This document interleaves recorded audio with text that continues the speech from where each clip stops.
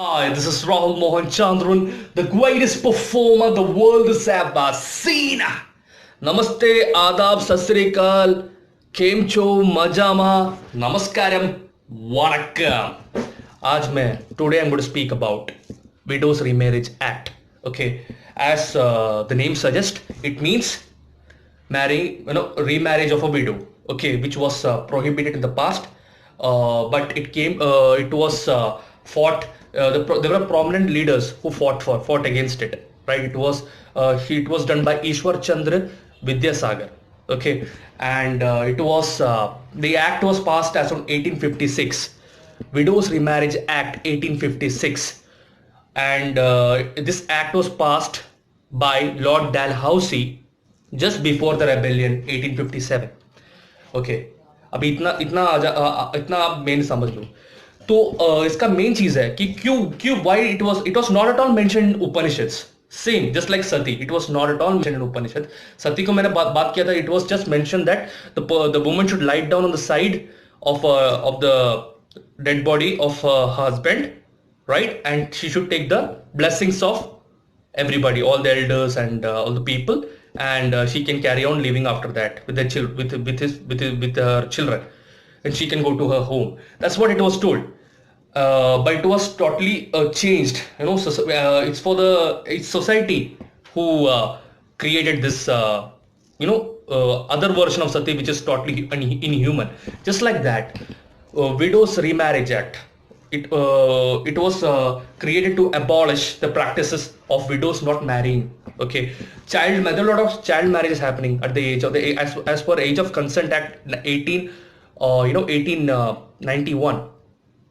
Age of consent was about 14, 15, sometimes. Right now it's around 18 for women and 21 for men, I believe, but previously it was like around 14, 12 or something. So it was even much before that, much before that age. So in order to stop this, they will marry a man who is around like 35, 45, or even 50 years old. And at that time, if during the marriage, or after before consummation of marriage, if if that person dies, because 50 years, for man, 50 years is like, at that time it was like 80 years mortal age of men. Now it's around 65. Women, it's more actually. Women can live x plus 5. Woman lives 5 years more than men usually, because she doesn't need to go outside, right? Just like man, and she doesn't need to face as much risks as men, right? And the immunity of women is much higher than men. It's even in fetuses, the female fetuses is more immune than men, right? So that is the reason that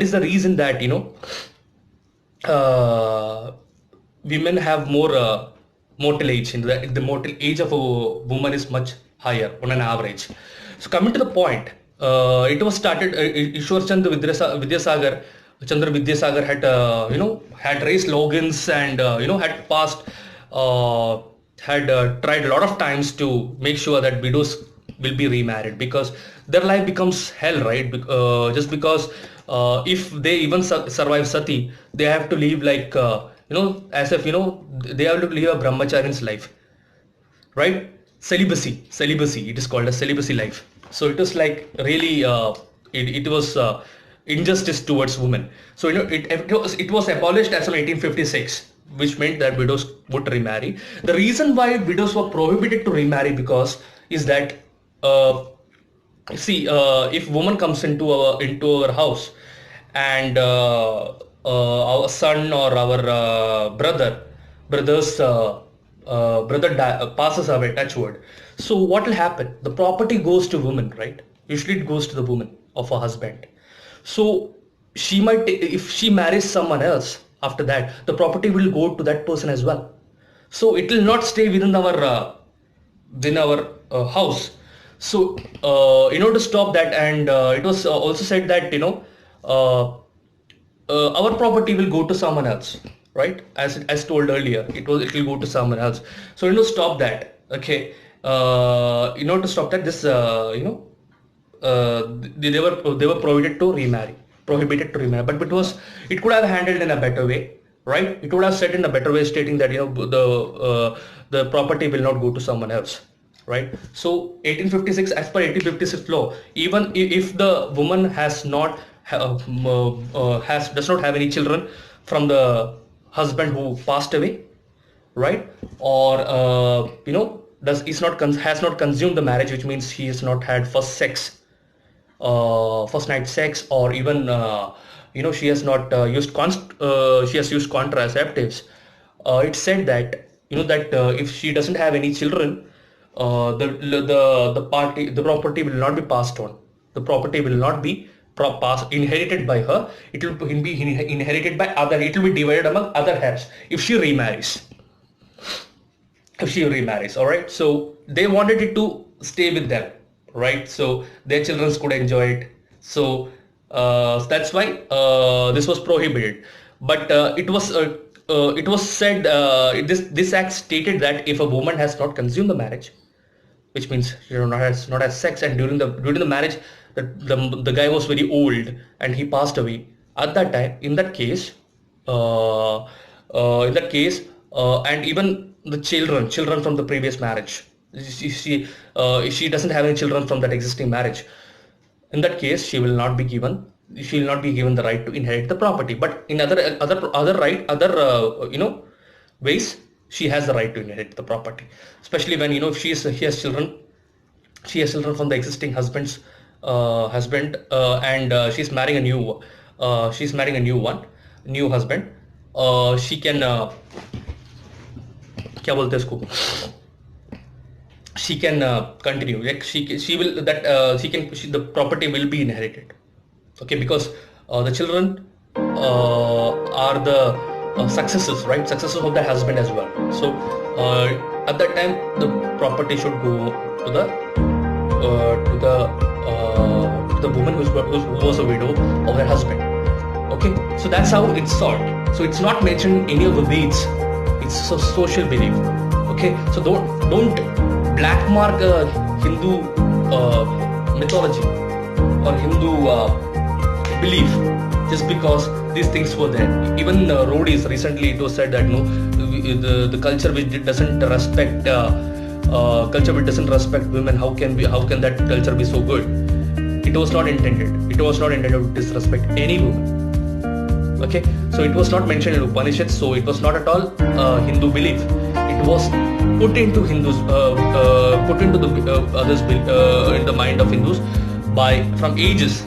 That's why it happened, right? कोई पुराण में ऐसा नहीं कहा गया था. So that's the reason. So I have covered Sati as well, and that remarriage of widows act as well, 1856.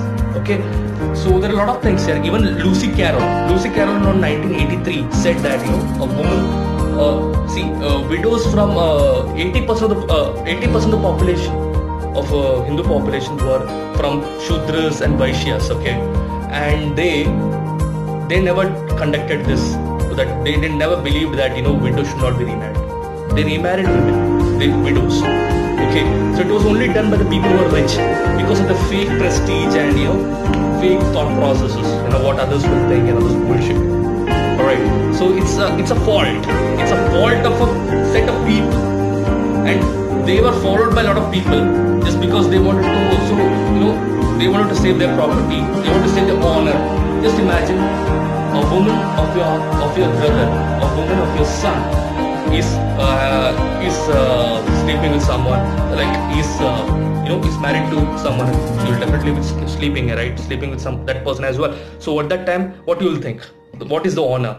So it's not supporting it. It should be more. It should have been more practical, because life goes on. Anybody if life goes off, if somebody dies, somebody passes away, the show should go on, right? That person who leaves, her or his life should not be made like hell, right? So what's the point of life then, right? So it should have been handled in a better way. It's a fault. It's a real fault, and it's a crime against women, which was not due to Hindu culture. It's not written in the scriptures as well. It's just followed by people just for their own gains. So it's a social wrong. Okay. Okay, so society's thought process, which is wrong. Okay, so that's it. And next time I'm going to talk about Female Infanticide Act. Okay, 1888, I believe. It was totally wrong. Even that was not mentioned in Upanishads as well. Okay, so you cannot say that these are all the byproducts of Hindu mythology or Hindu ideology, right? So that's all from Rahul Mohan Chandran. This is Rahul Mohan Chandran, the greatest performer the world has ever seen, and I am your entertainer.